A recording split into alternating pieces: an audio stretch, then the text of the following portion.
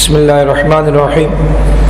عن انس بن مالک قال لم يكن شخص احب الیہم من رسول اللہ صلی اللہ علیہ وسلم وكانوا اذا رأوه لم يقوموا لما يعلمون من کراہیته لذلك.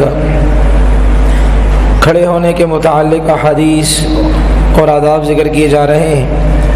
جیسے کہ پہلے عرض کیا تھا کہ دونوں قسم کی روایتیں ہیں. ایک روایت میں کھڑا ہونا وہ پسندیدہ عمل نہیں ہے، اور دوسری روایت میں خود ترغیب دی جا رہی ہے اور آپ علیہ السلام سے کھڑا ہونا ثابت ہے. اس لیے علماء نے ان میں جوڑ کی صورت یہ پیدا فرمائی ہے کہ اس شخص کے لیے کھڑا نہیں ہوا جائے کہ جو خود چاہتا ہو کہ لوگ میرے لیے کھڑے ہوں، میرے استقبال کے لیے کھڑے ہوں، میری آؤ بھگت ہو. ایسے کے لیے کھڑا ہونا جائز نہیں ہے. اور جس کی یہ چاہت نہیں ہے وہ تو یہ چاہتے میرے لیے کوئی کھڑے نہ ہو، پھر بھی اس کے باوجود لوگ کھڑے ہو جاتے ہیں ان کے لیے، تو یہ کھڑا ہونا پسندیدہ عمل ہے.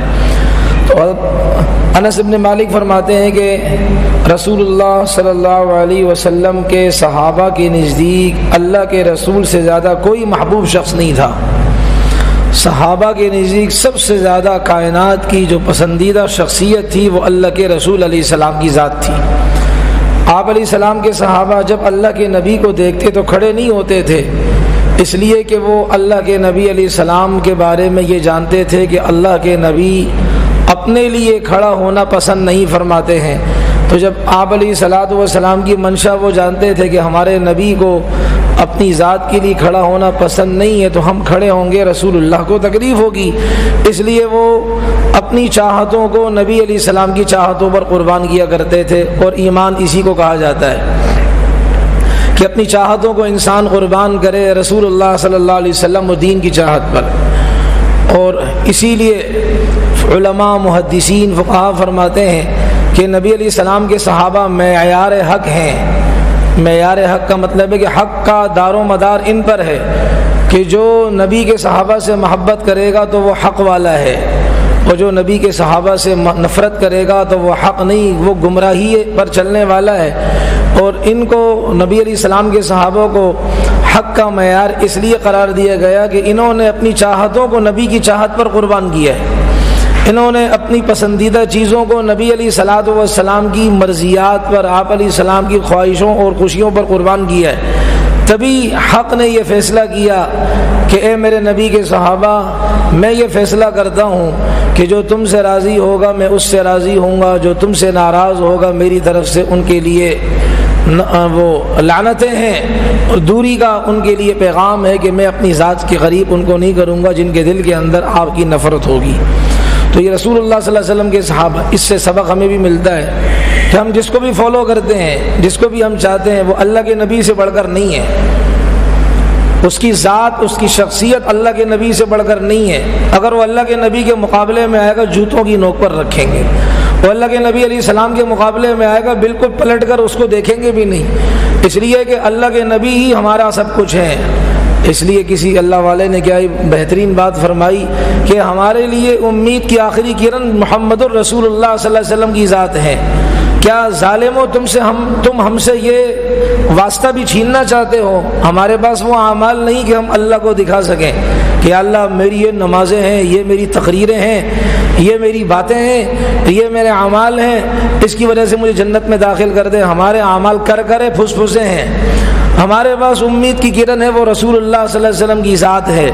تو ظالمو تم ہم سے امید کی وہ آخری کرن بھی چھیننا چاہتے ہو کہ ہمارے دلوں میں نبی کی عظمت اور نبی علیہ السلام کی محبت ہمارے دلوں سے نکالنا چاہتے ہو، اور رسول اللہ صلی اللہ علیہ وسلم کے صحابہ کی نفرت ہمارے دلوں میں ڈالنا چاہتے ہو. تو یہ نبی علیہ السلام کے صحابہ کی عظمت بھی اس سے پتہ چلی کہ ان کی نگاہ میں اللہ کے نبی سے زیادہ محبوب ترین شخصیت کائنات میں کوئی تھی ہی نہیں. اگر نبی کے مقابلے میں والد آتا وہ اس کو بھی قربان کر دیتے، اور نبی کے مقابلے میں اگر بیٹا آتا اس کو بھی قربان کر دیتے.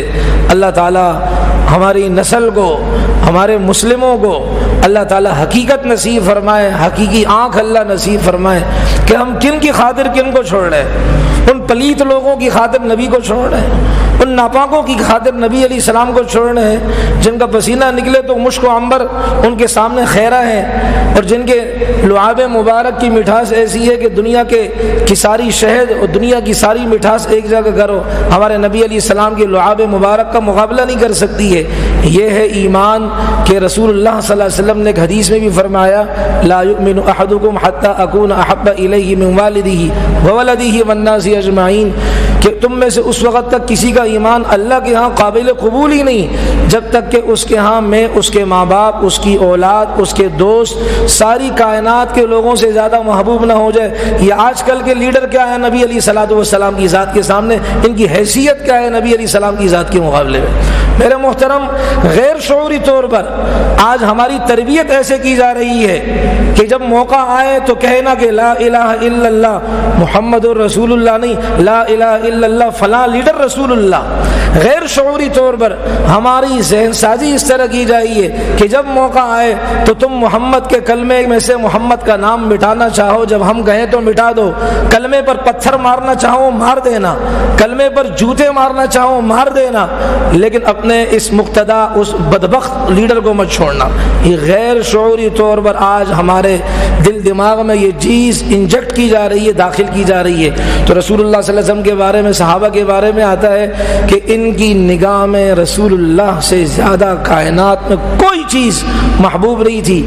اس کے ہوتے ہوئے بھی محبت کے دائرے میں رہتے تھے، آپ علیہ السلام کے لیے کھڑے نہیں ہوتے تھے۔ اس لیے اگر کسی سے محبت ہو تو دائرے میں رہے، یہ نہیں کہ کل کو سجدہ کرنا شروع کر دے، پوجنا شروع کر دے۔ صحابہ نبی سے محبت کرتے تھے لیکن دائرے میں، وہ اللہ کی صفات صحابہ نبی میں نہیں مانتے تھے کہ نبی بھی مشکل کشا ہے، نبی بھی عالم الغیب ہے، نبی بھی ہر چیز جاننے والے ہیں، نبی بھی ہمارا خود رسول اور نبی بھی ہر چیز پر قدرت رکھتے ہیں۔ حدیث میں آتا ہے آخری بات، خود نبی علیہ السلام نے ایک موقع پر فرمایا، کئی دفعہ آپ حضرات نے یہ اس طرح کی روایتیں پڑھی ہوں گی جس کا شروع کا جملہ یہ ہوتا ہے والذی نفس محمد بیدہ، اس ذات کی قسم جس کے قبضے میں محمد صلی اللہ علیہ وسلم کی جان ہے۔ بار بار یہ کلمات آپ نے بعض حدیثوں کے آغاز اور شروع میں سنے ہوں گے۔ اس کا مطلب کیا ہے کہ نبی علیہ السلام بتانا یہ چاہتے ہیں مجھے اپنی ذات پر اختیار نہیں، تمہارے کیا مشکل حل کروں گا مجھے اپنی مشکلات کو ختم کرنے کا اختیار مجھے خود اپنے اوپر نہیں ہے، میں تمہارے لیے کیا مشکل کشا بنوں گا۔ ہم سب کا مشکل کشا، حاجت روا، نفع نقصان کا مالک وہ اللہ رب العزت کی ذات ہے۔ اللہ تبارک و تعالی ہم سب کو نبی علیہ السلام کی سچی محبت، شریعت کے دائرے میں، قاعدے اصولوں اور ضابطے کے دائرے میں اللہ تبارک و تعالی رہ کر ان کو اپنانے کی توفیق عطا فرمائے۔